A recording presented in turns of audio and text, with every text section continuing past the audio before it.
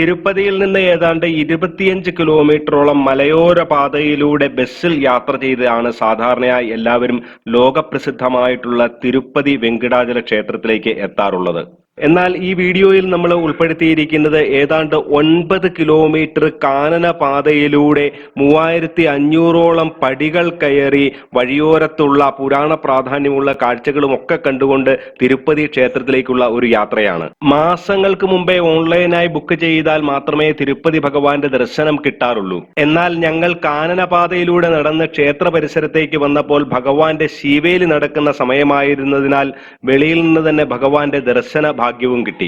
ഭാരതത്തിലെ പുണ്യക്ഷേത്രങ്ങളിലൂടെയും പുരാതന നഗരങ്ങളിലൂടെയും ആധ്യാത്മിക ധാമങ്ങളിലൂടെയും ഒക്കെയുള്ള യാത്രകൾ പ്രതിപാദിക്കുന്ന ഒരു ചാനലാണിത്. ഈ ചാനലിൽ ആദ്യമായിട്ട് കാണുന്നവർ ദയവായിട്ട് ഒന്ന് സബ്സ്ക്രൈബ് ചെയ്യണമെന്നുള്ള അപേക്ഷയോടുകൂടി നമുക്ക് തിരുപ്പതിയിൽ നിന്ന് തിരുമലയിലേക്ക് നടന്നുള്ള യാത്രയിലേക്ക് കിടക്കാം. ഇതിപ്പോൾ നമ്മൾ തിരുപ്പതി ബസ് സ്റ്റാൻഡിലാണുള്ളത്. തിരുപ്പതി ബസ് സ്റ്റാൻഡിൽ നിന്ന് നമുക്ക് ആലിപ്പുരി എന്ന് പറയുന്ന സ്ഥലമുണ്ട്. അങ്ങോട്ടുള്ള ബസ്സുകൾ നമുക്ക് കിട്ടും. അവിടെ നിന്ന് നമുക്ക് തിരുപ്പതിക്ക് പോകാനായിട്ട് നടന്നു പോകാനുള്ള ഒരു വഴിയുണ്ട്. ആ വഴിക്ക് പോകാനായിട്ടുള്ള ബസ് ഇവിടെ നിന്ന് കിട്ടും. ബസ് പല സ്ഥലത്ത് നിന്ന് കിട്ടും. റെയിൽവേ സ്റ്റേഷനിൽ കിട്ടും. പല സ്ഥലത്തുനിന്ന് ഈ ആലിപ്പുരിക്കുള്ള ബസ് കിട്ടുന്നതാണ്. നമ്മളിപ്പം തിരുപ്പതി മെയിൻ ബസ് സ്റ്റാൻഡിലാണുള്ളത്. ഇവിടെ നിന്നാണ് ആലിപ്പുരിക്കുള്ള ബസ്. ഇവിടെ തിരുപ്പതിക്ക് ആലിപ്പുരി എന്ന് പറയുന്ന സ്ഥലത്ത് നിന്ന് നടന്നു പോകുന്നവർക്ക് വേണ്ടിയിട്ട് ഇവിടെ ഒരു ടിക്കറ്റ് കൗണ്ടറുണ്ട്. ടിക്കറ്റ് കൗണ്ടറിൽ നിന്നൊരു ടിക്കറ്റ് എടുത്തിട്ട് വേണം നമുക്ക് അങ്ങോട്ട് പോകാനായിട്ട്.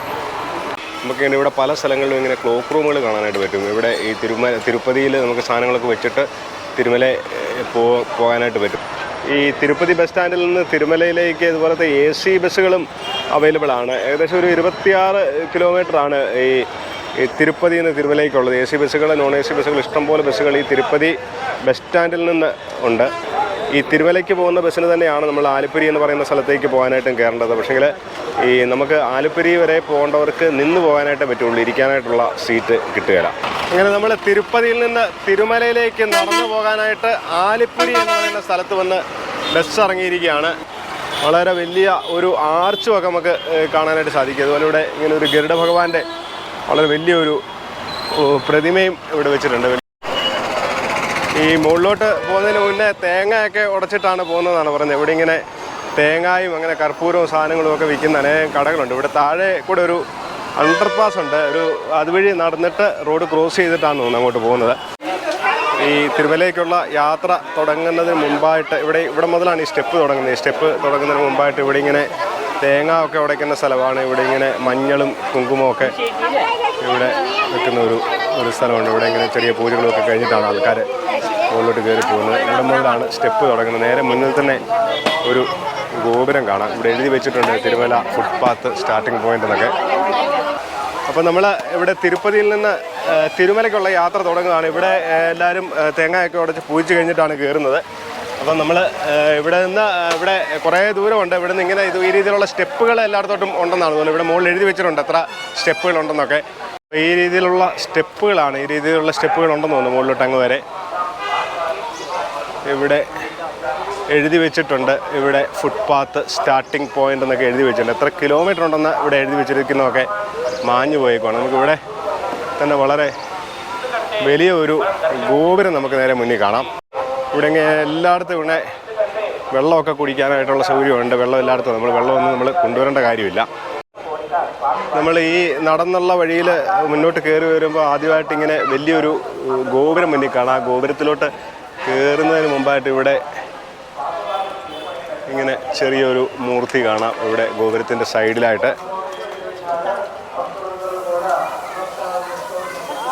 ഇവിടെ ഈ വഴി ഈ സ്റ്റെപ്പേ മുഴുവൻ ചന്ദനമോ കുങ്കുമോ മഞ്ഞളോ അങ്ങനത്തെ സാധനങ്ങളൊക്കെ ഈ സ്റ്റെപ്പുകളിൽ ഓരോ സ്റ്റെപ്പുകളിലും പൂശി വെച്ചിരിക്കുകയാണ്.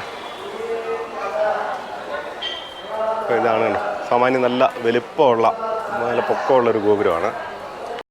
ഇവിടെ ഈ ഗോപുരത്തിന് മുമ്പായിട്ട് ഇതുപോലെ ഒരു മണ്ഡപം കാണാം. ഒരു 4 തൂണുകളുള്ള മണ്ഡപം. ഇവിടെ ഇങ്ങനെ വെങ്കടേശൻ്റെ ഇങ്ങനെ സിമ്പലൊക്കെ ഇവിടെ വരച്ചു വെച്ചിട്ടുണ്ട്. അങ്ങനെ ആദ്യം കാണുന്ന ഗോപുരത്തിന് തൊട്ട് മുമ്പേ ഇതുപോലെ സാഷ്ടാംഗം പ്രണമിച്ച് കിടക്കുന്ന ഒരു മൂർത്തി നമുക്ക് കാണാനായിട്ട് സാധിക്കും. ഇതാണ് ഗോപുരം. ആദ്യം കാണുന്ന ഗോപുരം രാജഗോപുരം എന്ന് തന്നെയാണ് ഇവിടെ എഴുതി വെച്ചിരിക്കുന്നത്. അപ്പോൾ ഇതുവഴിയാണ് നമ്മൾ അകത്തോട്ട് കയറി പോകുന്നത്. ഈ ഗോപുരം പണിതയാളുടെ പേരുമൊക്കെയാണ് എഴുതി വെച്ചിരിക്കുന്നത്. ദിസ് ഗോപുരം was build by Selva Narasimha. 1378 മുതൽ 1411 വരെ ഇവിടുത്തെ രാജാവായിരുന്ന സ്വൽവ് നരസിംഹ എന്ന് പറയുന്ന ആളാണ് ഈ ഗോപുരം പണി കഴിപ്പിച്ചത്. നമ്മളങ്ങനെ ഈ ഗോപുരത്തിൻ്റെ ഉള്ളിലോട്ട് കയറുവാണ്. ഈ ഗോപുരത്തിൻ്റെ സൈഡിലുള്ള തൂണുകളിലൊക്കെ ഇങ്ങനെ അനേകം കൊത്തുപണികൾ കാണാം. ഇവിടെ മുഴുവൻ ഈ ചന്ദനം, കുങ്കുമം, ചന്ദനം, മഞ്ഞൾ ഇങ്ങനെയുള്ള സാധനങ്ങൾ കൊണ്ട് ഇവിടെ മുഴുവൻ ഇങ്ങനെ അലങ്കരിച്ച് വെച്ചിരിക്കുന്നതാണ്. കണ്ട് ഇങ്ങനെ ഇതിൻ്റെ തൂണയിലൊക്കെ അനേകം കൊത്തുപണികൾ കാണാനായിട്ട് സാധിക്കും. ഇത് നല്ല വീതിക്ക്, നല്ല കട്ടിക്ക് വീതിക്ക് ഉള്ള ഒരു ഗോപുരമാണ്. ഇതിൻ്റെ മുകളിലുമൊക്കെ അനേകം കൊത്തുപണികളുണ്ട്. നമ്മൾ ഗോപുരം വഴി അകത്തോട്ട് നമ്മൾ കയറിക്കൊണ്ടിരിക്കേണ്ടതുണ്ട്. ഇവിടെയൊക്കെ നല്ല കൊത്തുപണികൾ, ശില്പങ്ങളൊക്കെ കൊത്തി വെച്ചിട്ടുണ്ട്. ഇവിടെ എല്ലാം നല്ല വീതിക്കുള്ള ഒരു ഗോപുരമാണ്, നല്ല വീതി. ഇതിനകത്ത് ഏകദേശം എനിക്ക് തോന്നുന്നൊരു 10-15 മീറ്ററോളം നീളത്തിൽ ഉണ്ട് ഇതിൻ്റെ ഗോപുരത്തിൻ്റെ.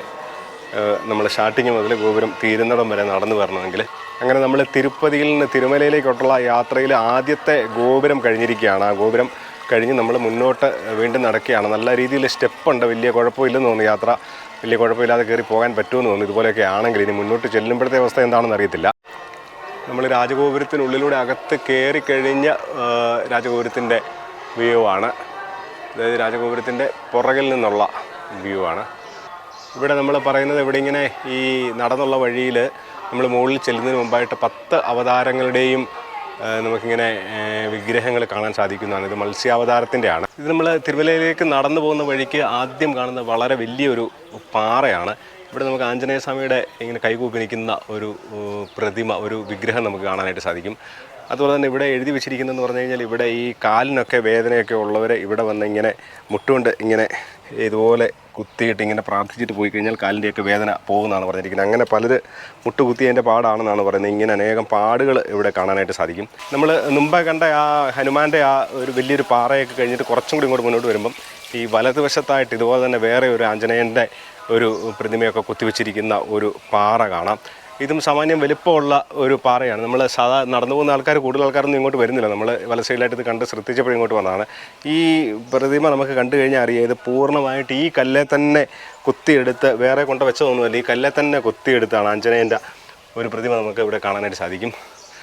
അപ്പോൾ നമ്മളിങ്ങനെ നടന്നു വരുന്നതുകൊണ്ടാണ് നമുക്ക് ഇങ്ങനെയുള്ള കാഴ്ചകളൊക്കെ നമുക്ക് കാണാനായിട്ട് വരുന്നത്. ബസ്സിന് പോയി കഴിഞ്ഞാൽ നമ്മൾ നേരെ തിരുപ്പതിയിൽ നിന്ന് നേരെ തിരുമലയിൽ ചെന്നിറങ്ങി നമുക്ക് ഈ കാഴ്ചകളൊന്നും കാണാനായിട്ട് പറ്റുകയില്ല. നമ്മൾ എന്താണെങ്കിലും മുഴുവൻ കാഴ്ചകൾ കണ്ട് സാവധാനമാണ് നമ്മൾ നടന്നു പോകുന്നത്. ഇവിടെ ഇങ്ങനെ ഓരോ സ്റ്റെപ്പുകളിലും, എല്ലാ സ്റ്റെപ്പിലും ഇതുപോലെ കുങ്കുമവും മഞ്ഞളും ഇങ്ങനെ ചാർത്തി വെച്ചിരിക്കുന്നതാണ്. മുഴുവൻ സ്റ്റെപ്പുകളിലും ഇങ്ങനെ നിറച്ച്. അതുകൊണ്ട് ഇവിടെ ഇങ്ങനെ മഞ്ഞയും ചുമലയും കളറാണ് ഇവിടെ ആ മുഴുവൻ നമുക്ക് കാണാൻ സാധിക്കുന്നത്. നമ്മൾ നേരത്തെ പറഞ്ഞല്ലോ, ഈ ഫുട്പാത്തിൽ നമ്മൾ നടന്നു പോകുന്ന വഴിക്ക് ഇവിടെ ദശാവതാരങ്ങളുടെ വിഗ്രഹങ്ങൾ കാണാൻ സാധിക്കുമെന്ന്. നമ്മൾ ആദ്യം കണ്ടത് മത്സ്യാവതാരത്തിൻ്റെ ആയിരുന്നു. ഇവിടെ കൂർമാവതാരത്തിൻ്റെ ഒരു വിഗ്രഹം കാണാം. ഈ അവതാരങ്ങളെല്ലാം വെങ്കടേശ്വരൻ്റെ മുകൾഭാഗം വെങ്കടേശ്വര സ്വാമി ഇവിടെ തിരുപ്പതി ബാലാജിയുടെ ആകൃതിയിലാണ് കാണാനായിട്ട് സാധിക്കുന്നത്.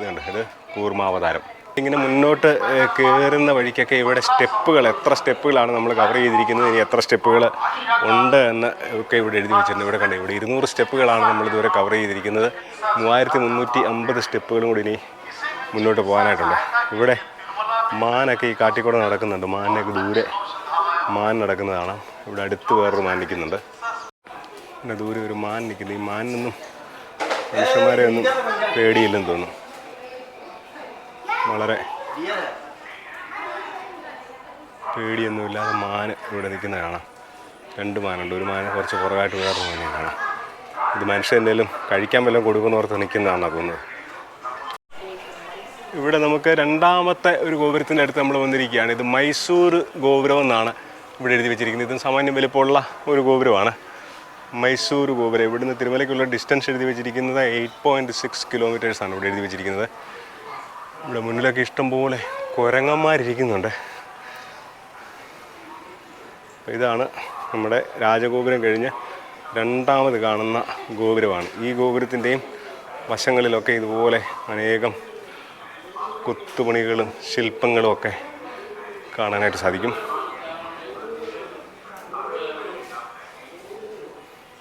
നമ്മളങ്ങനെ രണ്ടാമത്തെ ഗോപുരത്തിനകത്തോട്ട് നമ്മൾ അകത്തോട്ട് കയറുവാണ്.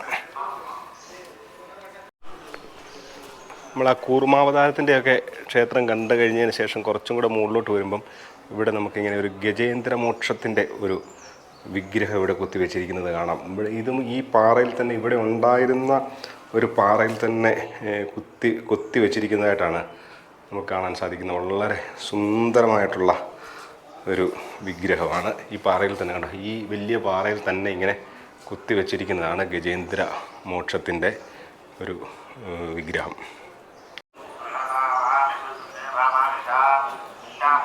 ഇവിടെ ഇങ്ങനെ ഓരോ ആൾക്കാരിങ്ങനെ ഓരോ സ്റ്റെപ്പിൽ ഇങ്ങനെ കുങ്കുമവും ചന്ദനവും തേച്ച് പോകുന്നുണ്ട്. അങ്ങനെ ഈ ആൾക്കാർ ഓരോരുത്തർ തേച്ച് ഓരോ സ്റ്റെപ്പിൽ, എല്ലാ സ്റ്റെപ്പിലും ഇവരിങ്ങനെ തേച്ചിട്ടാണ് പോകുന്നത്. അതാണ് ഇങ്ങനെ ഈ സ്റ്റെപ്പിൽ ഇങ്ങനെ കുങ്കുമവും ചന്ദനവും വരാനായിട്ട് കാരണം. ഇങ്ങനെ ഓരോ സ്റ്റെപ്പിലും ഇവരിങ്ങനെ തേച്ചാണ് പോകുന്നത്. അതാണ് ഇവിടെ ഇങ്ങനെ തേച്ച് പോകുന്നതുകൊണ്ടാണ് ഇങ്ങനെ ചിലരിങ്ങനെ സ്ഥിരമായിട്ട് തേച്ച് പോകുന്നതുകൊണ്ടാണ് ഇങ്ങനെ വഴിയിൽ ഇങ്ങനെ സ്റ്റെപ്പിൽ ഇങ്ങനെ കുങ്കുമത്തിൻ്റെയും മഞ്ഞളിൻ്റെയും പാട് വന്നിരിക്കുന്നത്. പിന്നെ മുകളിലോട്ട് വരും തോറും കയറ്റം കുറച്ച് കഠിനമായി വന്നുകൊണ്ടിരിക്കുകയാണ്. ഇവിടെ നമ്മളിപ്പോൾ ഇത്രയും നേരമായിട്ട് 500 സ്റ്റെപ്പ് മാത്രമാണ് കയറിയിരിക്കുന്നത്. ഇനി 3050 സ്റ്റെപ്പും കൂടെ ഉണ്ട്.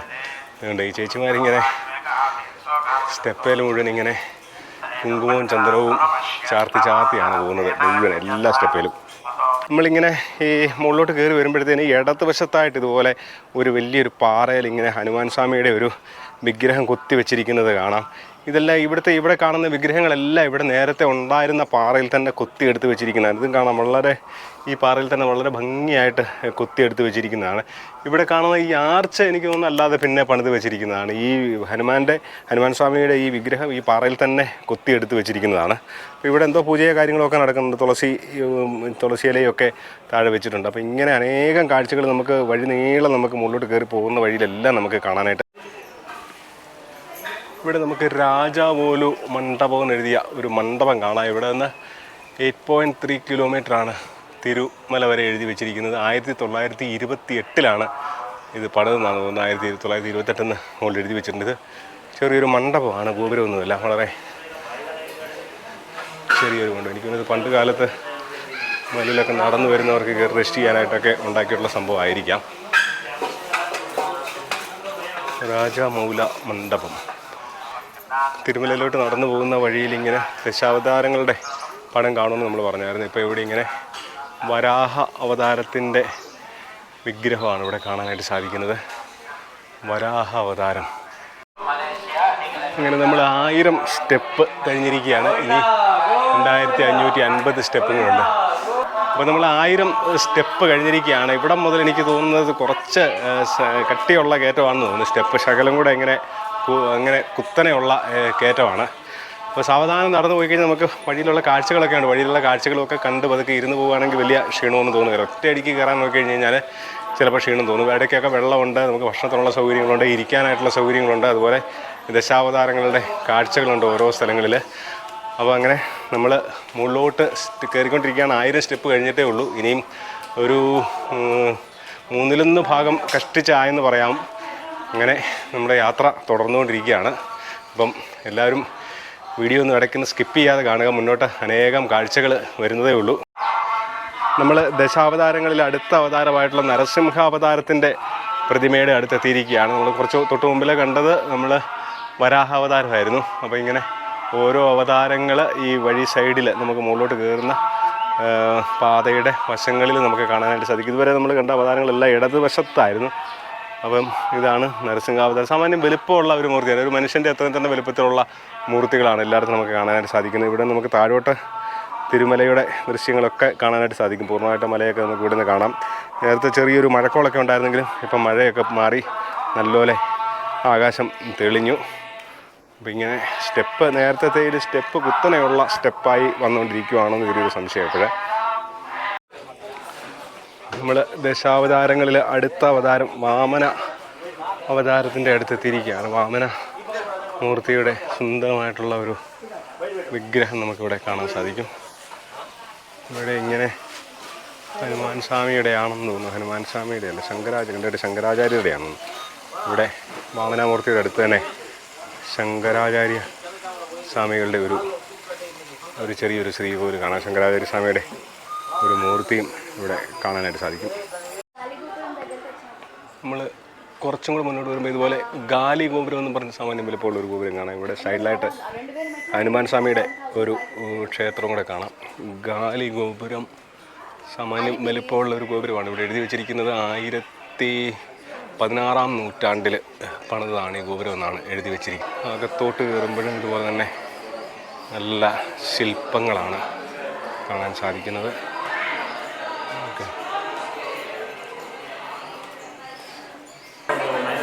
കോദണ്ഡ സ്വാമിയുടെ ഒരു ക്ഷേത്രമാണ്.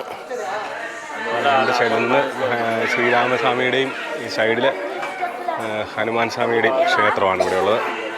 ഇവിടെ നമ്മൾ ആ ഗാലി ഗോപുരമൊക്കെ കണ്ടതിൻ്റെ അടുത്തായിട്ട് ഇങ്ങനെ വിശാലമായിട്ടുള്ള കുറേ ഏരിയകളുണ്ട്. ഭക്ഷണം കഴിക്കാനായിട്ടും ഒക്കെയുള്ള സൗകര്യങ്ങൾ, ഹോട്ടലുകൾ, ഇങ്ങനെയുള്ള സൗകര്യങ്ങളൊക്കെ ഉണ്ട്. ഇവിടെ കുറച്ച് ദൂരം നിരപ്പായിട്ടാണ് കാണുന്നത്. അതുപോലെ ഇവിടെ വെള്ളം കുടിക്കാനായിട്ടും ഒക്കെയുള്ള സൗകര്യങ്ങളുണ്ട്. ഗാലി ഗോപുരത്തിൻ്റെ അടുത്തായിട്ട് ഉള്ള സ്ഥലമാണിത്. ഇവിടെ നിന്ന് കുറേ മുന്നോട്ട് ദൂരം നിരപ്പായിട്ടുള്ള ദൂരമാണ് കാണുന്നത്. എന്തേറെ ദൂരം ഉണ്ടെന്നറിയത്തില്ല, കുറേ ദൂരം നല്ല നിരപ്പായിട്ടാണ്. ഇവിടെ ഇങ്ങനെ TTD തിരുപ്പതി ദേവസ്വം ബോർഡിൻ്റെ ജലപ്രസാദം എന്നൊക്കെ എഴുതി വെച്ചിട്ടുണ്ട്. ഇങ്ങനെ വെള്ളം ഇവിടെ ഉണ്ട്, നല്ല വെള്ളം. നമ്മൾ ഇങ്ങനെ അടുത്ത അവതാരം പരശുരാമ അവതാരത്തിൻ്റെ അടുത്തെത്തിയിരിക്കുകയാണ്. ദശാവതാരങ്ങളിൽ പരശുരാമ അവതാരമാണ്. നമ്മളെല്ലാ അവതാരങ്ങളും ഈ ഇടത്ത് സൈഡിൽ, വഴിയുടെ ഇടത്ത് സൈഡിലായിട്ടാണ് കാണുന്നത്. നമ്മളിപ്പം വേറെ രീതിയിലുള്ള ഒരു റോഡിലോട്ട് കയറിയിരിക്കുകയാണ്. ഇവിടെ നിരപ്പായിട്ടുള്ള വഴിയാണ് കാണാൻ സാധിക്കുന്നത്. മുമ്പേ നമ്മൾ ഷീറ്റ് ഇട്ട ഇതായിരുന്നു. ഇപ്പോൾ ഇത് കോൺക്രീറ്റ് ചെയ്ത ഒരു ഷെഡിനകത്തൂടാണ് ഇപ്പം നടക്കുന്നത്. നല്ല രീതിയിൽ വഴിയിലൊക്കെ ഇവിടെ സൈഡിലൊക്കെ തൂണിലൊക്കെ എന്തൊക്കെയൊക്കെ എഴുതി വെച്ചിട്ടൊക്കെ ഉണ്ട്. നമ്മളങ്ങനെ ദശാവതാരങ്ങളിൽ ശ്രീരാമൻ്റെ വിഗ്രഹത്തിനടുത്ത് എത്തിയിരിക്കുകയാണ്. ശ്രീരാമന് അമ്പും വില്ലും ഒക്കെ പിടിച്ചു വെച്ചിരിക്കുന്ന ഒരു വിഗ്രഹം ഇവിടെ കാണാനായിട്ട് സാധിക്കും. നമ്മൾ ദശാവതാരങ്ങളിൽ അടുത്ത അവതാരമായിട്ടുള്ള ബലരാമൻ്റെ വിഗ്രഹത്തിൻ്റെ അടുത്തെത്തി. ബലരാമൻ്റെ സുന്ദരമായിട്ടുള്ള ബലരാമൻ്റെ ഒരു വിഗ്രഹമാണ്. 2500 സ്റ്റെപ്പ് കഴിഞ്ഞു. ഇനി 1050 സ്റ്റെപ്പും കൂടെ ഉള്ളൂ ഇനി മുന്നോട്ട് പോകാനായിട്ട്. നമ്മൾ കുറച്ചും കൂടെ മുകളിലോട്ട് കയറി വരുമ്പോഴത്തേനും ഇവിടെ ഇങ്ങനെ റോഡ് നമുക്ക് കാണാനായിട്ട് സാധിക്കും. മെയിൻ റോഡിൻ്റെ അടിയിൽ കൂടി ഒരു അണ്ടർപാസിൽ കൂടെയാണ് നമ്മളിങ്ങോട്ട് കടന്നു വരുന്നത്. ഈ മെയിൻ റോഡിൽ നിന്ന് കയറി ഇങ്ങോട്ട് വരുമ്പോൾ തന്നെ ഇവിടെ നമുക്ക് ദശാവതാരമായിട്ടുള്ള ശ്രീകൃഷ്ണൻ്റെ ഒരു വിഗ്രഹം കാണാം. വളരെ വലിയ വിഗ്രഹമാണ്. സാധാരണ മറ്റ് വിഗ്രഹങ്ങളെയൊക്കെ അപേക്ഷിച്ച് ഈ ശ്രീകൃഷ്ണൻ്റെ വിഗ്രഹം വളരെ വലുപ്പത്തിലാണ് നമുക്ക് കാണാനായിട്ട് സാധിക്കുന്നത്. അങ്ങനെ നമ്മൾ ദശാവതാരങ്ങളിലെ 10ാമത്തെ അവതാരമായിട്ടുള്ള കൽകി അവതാരത്തിന്റെ അടുത്ത് വന്നിരിക്കുകയാണ്. നമ്മൾ ആ കൽകി അവതാരമൊക്കെ കണ്ട സ്ഥലത്തിൻ്റെ അവിടെ നിന്ന് കുറച്ച് മുന്നോട്ട് വരുമ്പോഴത്തേനും ഇവിടെ വലിയൊരു ആഞ്ജനേയൻ്റെ ഒരു പ്രതിമ കാണാം. ഇവിടെ പ്രസന്ന ആഞ്ജനേയ ക്ഷേത്രം എന്ന് പറഞ്ഞൊരു ക്ഷേത്രമാണ്. ആ ക്ഷേത്രത്തിൻ്റെ മുകളിലായിട്ടാണ് ഇങ്ങനെ ആഞ്ജനേയൻ്റെ ഒരു പ്രതിമ കാണാനായിട്ട് സാധിക്കുന്നത്. ഇനി ഇവിടുന്ന് കുറച്ച് ദൂരം കൂടെ ഉള്ളതാണ് തോന്നുന്നത് തിരുമല ക്ഷേത്രത്തിലേക്ക്. അപ്പോൾ ഇവിടെ പ്രദക്ഷിണം ചെയ്ത് തൊഴുതിട്ടാണ് മുകളിലോട്ട് എല്ലാവരും കയറി പോകുന്നത്. ഇവിടെ നമുക്കൊരു ദശ ആഞ്ജനേയ സ്വാമിയുടെ ഒരു ക്ഷേത്രം ഇവിടെ കാണാം. ഇവിടെ നമുക്ക് നടന്നു വരുമ്പം ആ വഴിയുടെ സൈഡിലായിട്ട് ഇതുപോലെ ഒരു ആൽമരം കാണാം. ആൽമരത്തിൻ്റെ വേര് കാണാം. എന്തേറെ വലിയ വേരുകളാണ് താഴോട്ട് നിൽക്കുന്നത് ഓരോ സൈഡിലും. പക്ഷേ ആൽമരത്തിൻ്റെ വണ്ണം തീരെ കുറവാണ്. അതിൻ്റെ വേരുകൾ ഇങ്ങനെ വളരെ വ്യാപിച്ച്, വലിയ വേരുകളും അതുപോലെ ശിഖരങ്ങളും വളരെ ദൂരോട്ട് വ്യാപിച്ച് നിൽക്കുന്നതാണ്. വളരെ വലിയ ഒരു ആൽമരമാണ്. പേരാല് ആണോ അരയാലാണോ എന്നറിയത്തില്ല. എനിക്ക് കണ്ടിട്ട് പേരാല് പോലെയാണ് തോന്നുന്നത്. ഇവിടെ നമുക്കൊരു ലക്ഷ്മി നരസിംഹ സ്വാമിയുടെ ഒരു ക്ഷേത്രം കാണാം. അങ്ങനെ വലിപ്പമുള്ളൊരു ക്ഷേത്രമാണ്. പുതിയതായിട്ട് പണിത ക്ഷേത്രമാണോ നേരത്തെ ഉണ്ടായിരുന്ന ക്ഷേത്രമാണോ എന്നറിയത്തില്ല. ലക്ഷ്മി നാരായണ ക്ഷേത്രം. നമ്മൾ ഈ ആദ്യം 3500 സ്റ്റെപ്പ് എന്ന് കണ്ടപ്പോൾ ഓർത്തെ 3500 സ്റ്റെപ്പ് മാത്രമേ ഉണ്ടായിരിക്കുള്ളൂ എന്നാണ് ഓർത്തത്. പക്ഷേ 3500 സ്റ്റെപ്പ് എന്ന് പറഞ്ഞാൽ ആ എത്ര സ്റ്റെപ്പുകൾ ഈ വഴിക്കുണ്ടെന്നുള്ളത് മാത്രമാണ് എഴുതി വെച്ചിരിക്കുന്നത്. ഈ സ്റ്റെപ്പുകളൊക്കെ കഴിഞ്ഞിട്ട് നമുക്കല്ലാതെ നേരെയുള്ള വഴിയെയും കയറ്റവും ഒക്കെ അല്ലാതെ ഒത്തിരി നടക്കാനായിട്ടുണ്ട്. ഏകദേശം 8 കിലോമീറ്ററോളം ഉണ്ട്. നമ്മൾ ഇനി എനിക്ക് തോന്നുന്നു ഒരു 3-4 കിലോമീറ്ററും കൂടെ നടക്കാനായിട്ടുണ്ടെന്ന് തോന്നുന്നു. ഇനിയിപ്പം നമ്മൾ ഇങ്ങനെ മെയിൻ റോഡിൻ്റെ സൈഡിൽ കൂടെ തന്നെയാണോ നടക്കുന്നതെന്ന് തോന്നുന്നു. ഇങ്ങനെ മെയിൻ റോഡിൻ്റെ സൈഡിൽ കൂടെ ആണ് ഇനി മുന്നോട്ടുള്ള വഴി എന്ന് തോന്നുന്നു. ഇത് നമ്മൾ ഈ റോഡേ നിരന്ന് വരുമ്പോഴത്തേനും നല്ല സുന്ദരമായിട്ടുള്ള വ്യൂ ആണ്. കാട്, മലയുടെ മുകളിൽ നിന്നുകൊണ്ടുള്ള ദൃശ്യങ്ങളാണ്. മുകളിലൊക്കെ നമുക്കിങ്ങനെ കാറ്റാടി യന്ത്രങ്ങൾ കാണാം. ഒത്തിരി കാറ്റാടി യന്ത്രങ്ങൾ വെച്ചിരിക്കുന്നത് കാണാം. നല്ല സുന്ദരമായിട്ടുള്ള ഘോര വനമാണ്. നമ്മൾ ആ ഹിമാലയം ഭാഗത്തൊക്കെ കാണുന്ന രീതിയിൽ ഉള്ള തന്നെ ഒരു പാറയുടെയൊക്കെ സ്ട്രക്ചർ കണ്ടിട്ട് എനിക്ക് എങ്ങനെയാണെന്ന് തോന്നുന്നത്. എനിക്കിത് കണ്ടപ്പോൾ ഓർമ്മ വരുന്നതെന്ന് പറഞ്ഞാൽ ശരിക്കും നമ്മൾ പണ്ട് കഴിഞ്ഞ വർഷം ഈ ഋഷികേശിൽ നിന്ന് നടന്ന് കേദാർനാഥ് വരെ പോയായിരുന്നു. അതുപോലത്തെ വഴിയിലുള്ള പോലത്തെ കാഴ്ചകൾ തന്നെയാണ് ഇവിടെയും കാണാനായിട്ട് സാധിക്കുന്നത്.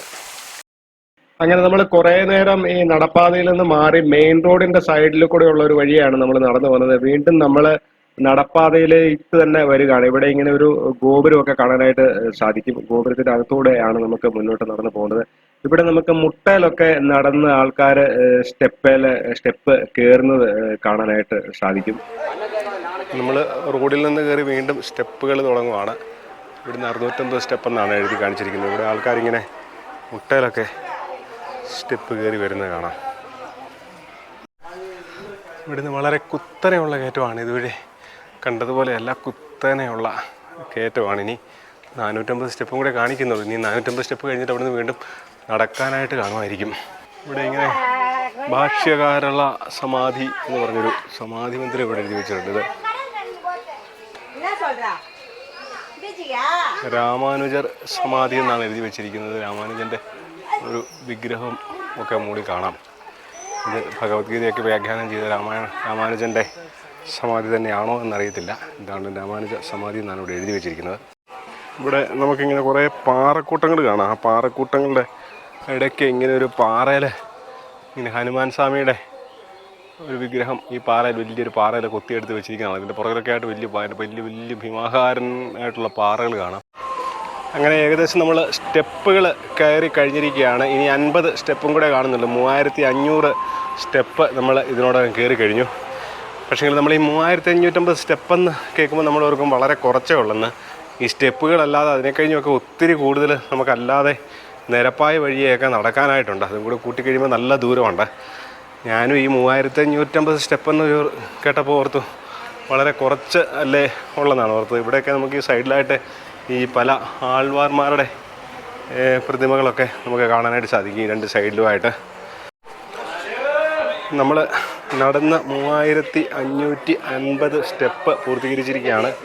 ഇനി ഇവിടുന്ന് എത്രമാത്രം നടക്കാനുണ്ടെന്നൊന്നും അറിയത്തില്ല. ഇവിടെ ഇങ്ങനെ കുങ്കുമം കൊണ്ടൊക്കെ ഒരു സംഗതിയൊക്കെ ഉണ്ടാക്കി വെച്ചിരിക്കുന്നതാണ്. എനിക്ക് തോന്നുന്നു ഇനി ഇവിടുന്ന് നല്ല ദൂരം നടക്കാനായിട്ടുണ്ടെന്ന് തോന്നുന്നു. ഇനി റോഡിൽ കൂടെ വീണ്ടും നടക്കുവാണ്.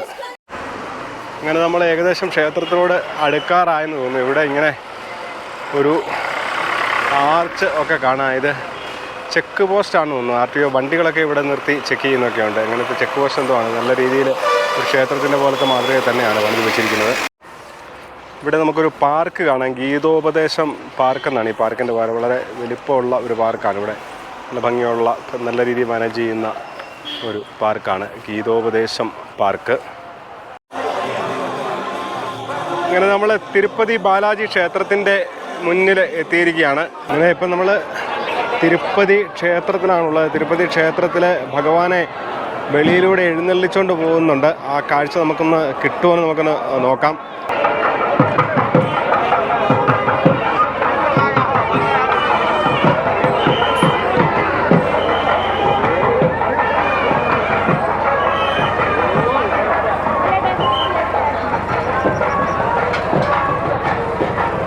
മണിയോടുകൂടി നമ്മൾ ആലിപ്പിരി എന്ന് പറയുന്ന സ്ഥലത്ത് നിന്ന് നടക്കാൻ തുടങ്ങിയതാണ്.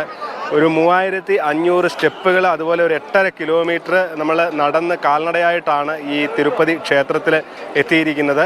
അപ്പോഴേ തിരുപ്പതി ക്ഷേത്രത്തിൻ്റെ കാഴ്ചകളും കഥകളും ഒക്കെ നമ്മൾ അടുത്ത വീഡിയോയിൽ കാണിക്കുന്നുണ്ടാവും. എല്ലാവർക്കും നമസ്കാരം.